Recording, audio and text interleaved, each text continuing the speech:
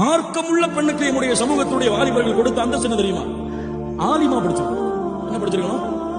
ஆலிமா படிச்சிருக்கணும். காலேஜ்ல படிச்சிருக்க தேவையில்லையா? ஆலிமா படிச்சிருக்கணும். குர்ஆன்ல சில ஜுசுக்களை மனனம் செஞ்சிருக்கணும், அல்லது மதரசா போயிட்டு வரணும். இதான் மார்க்கத்துக்கு அளவீடு.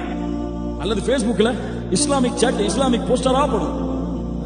இன்னைக்கு நம்முடைய வாலிபர்கள் கொடுக்கக்கூடிய மேரேஜ் ரிக்வெஸ்ட் யாருக்கெல்லாம்? யாருக்கு? Facebookல எந்த பெண் அதிகமான இஸ்லாமிய போஸ்டரை ஷேர் செய்யறாளோ, அல்லது அவளாவே டைப் பண்ணாம காப்பி பண்ணி போறாளோ, அந்த பெண்ணுடைய ஈமானுக்கு அளவீடு. மாஷா அல்லாஹ், பாரக்கல்லாஹ். அதுக்கு கீழ கமெண்ட பாத்தீங்கன்னா, இந்த மாதிரி ஒரு மூமினான பெண் இந்த உலகத்துல இருப்பாளா? அல்லாஹ்வுடைய அச்சத்தை பத்தி போறாளே. இதுவெல்லாம் அளவீடா? இதுவெல்லாம் அளவீடா? குர்ஆன் சுன்னாவை தன்னுடைய வாழ்க்கையில் செயல்படுத்தக்கூடிய பெண் யார்? ஹிஜாபை பேணக்கூடிய பெண் யார்? தேடு. அல்லாஹ் கடமையாக்கிய தொழுகையை 5 முறை ஒரு வக்த கூட விடாம தொழக்கூடிய பெண் யார்? தேடு. ஹலால் ஹராமை பேணி மஹரமான உறவுகளிடத்தில் மஹரமை பேணக்கூடிய பெண் யார்? தேடு. குர்ஆன் சுன்னாவை இணைத்துவதை தன்னுடைய வாழ்க்கையின் நோக்கமாக கொண்ட பெண் யார்? தேடு.